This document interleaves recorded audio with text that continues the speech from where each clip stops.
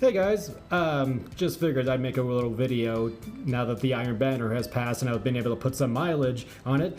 Figured I'd give you my impressions of this.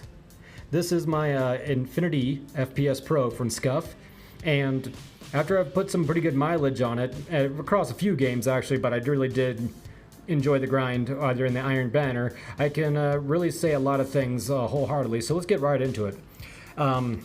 First thing I want to say is there's a lot about this controller that I love. There's a few things that I like, and there's really nothing that I don't like, to be totally honest. That's my personal opinion. There is nothing I dislike about this controller. So we'll start from the front. Basically, you know, I went with the straight, since this is my first one, so I was going to blow the bank on all of it. Basically, I got just the matte with the military grip, and I basically, when it comes to sticks, I went with one short and one long. I kind of like the long to be on this side. And I originally had concave on this one, but I ended up swapping it out for a domed. And that's one thing that's cool about this controller is, yeah, you can experiment and find out which sticks and positions and heights and all that fun stuff work for you. And so far this setup has worked well for me. And I personally like the Scuf sticks. They got this weird like rubber thing on them, and I'm only lightly rubbing my finger across it, and as you can see, it's gripping. It wants to be one with your finger. I do like them. I do like them a lot, and at no point do I ever have to worry about that. I've personally never like lost it, you know, just completely like, oh god, that this thing, you know, kind of like why you put like gel caps, or like even the what are those things called? I can't even think of them right now, but they're like the little stands that go on the OG sticks. I'll have to think of it later, but it'll haunt my dreams forever. Basically, everything else is just your standard issue PlayStation stuff. Basically, standard issue, all the buttons work well, everything functions right. So let's go ahead and spin you over to the back and see what goodies we got back there. So, I did not get the electromagnetic thing, because personally, especially when I'm playing Destiny, I'm very okay with this being X and this being circle as default. There's no need for me to change that around. Now, when I'm playing Battlefield 1, I guess now, in hindsight, I guess it would have been cool because I would have actually remapped these to my gadgets. Because those would be more ideal for me in Battlefield 1 to have the gadgets set to this and this, since basically in Battlefield 1 to use your gadgets, you got to press those things. So back over, here we go.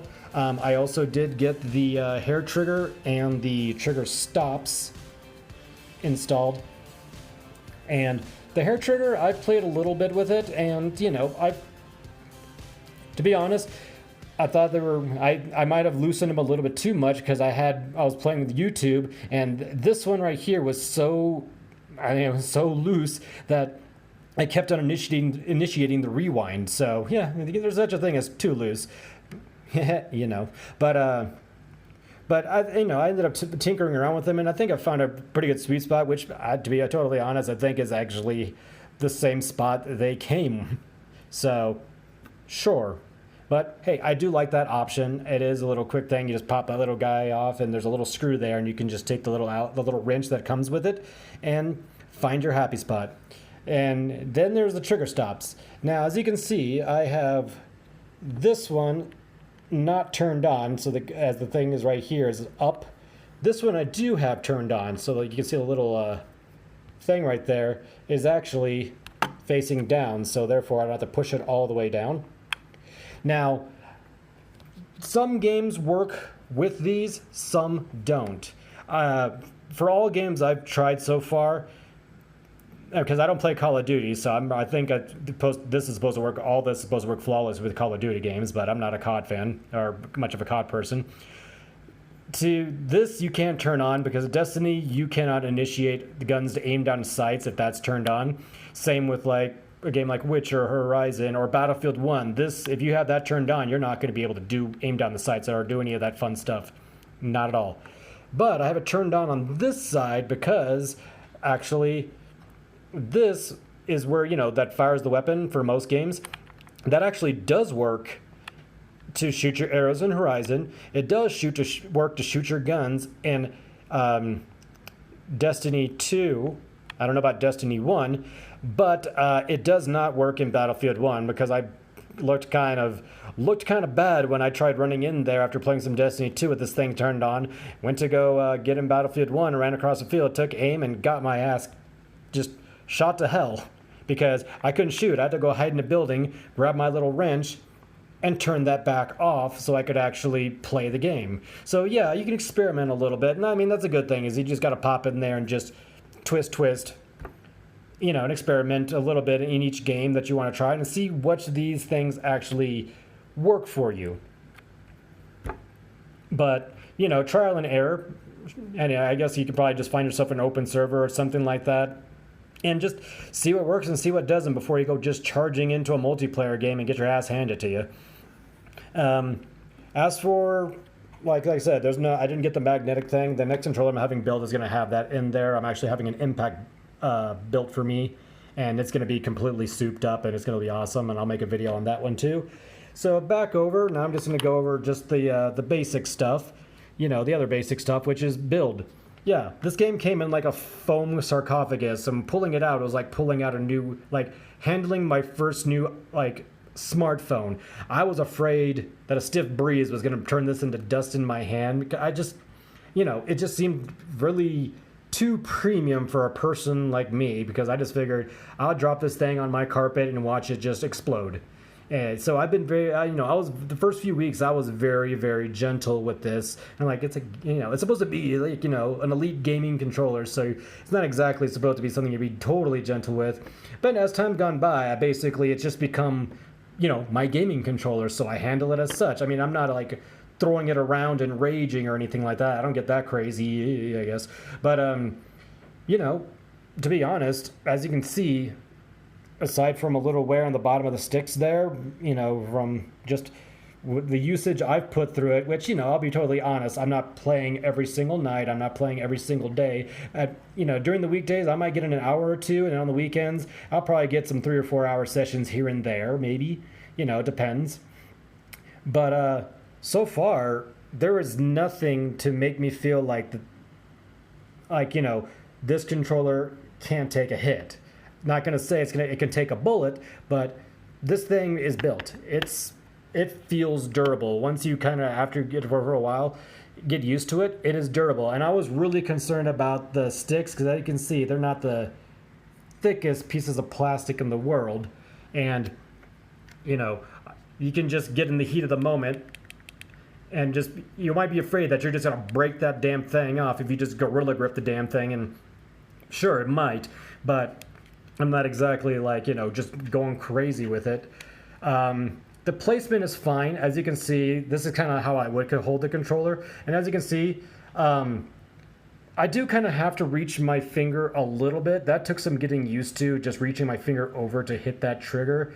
Because at first, you know, I like to just hold on down here. So I do have to reach a little bit. But now it kind of feels a little bit second nature, like it's not much as alien to me. So that's cool.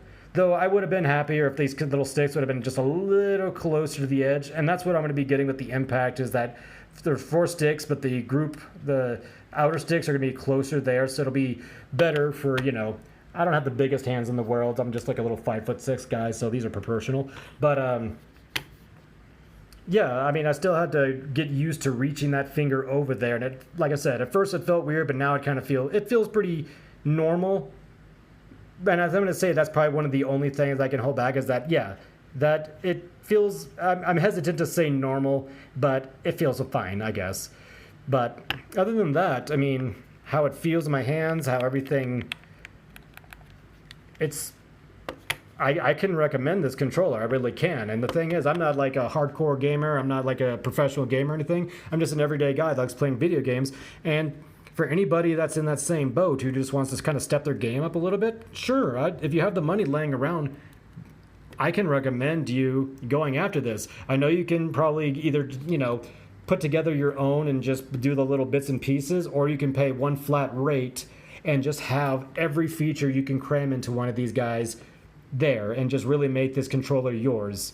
And, you know, yeah, it's going to cost you a little bit, and that's why I also recommend checking out other videos and other reviews of people that are sponsored by Scuf, because usually at the end of the videos, then or the beginning, they'll give you promo codes, and those promo codes, yeah, toss it in there when you're ringing this thing up and save yourself some money. You might even get, you know, it'll probably even cover the shipping, or like 10 or 15 bucks. You never know. Hey, money saved. You need to get a really good controller that, like I said, it's durable to me. I've not had a single problem with it, and I play it wirelessly. I will play it even connected to the wire, you know, over on my TV and things like that. And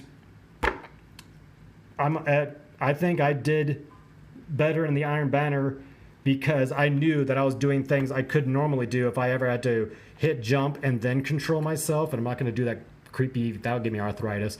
But yeah, if I hit the jump and while I'm controlling that, I couldn't do that in this.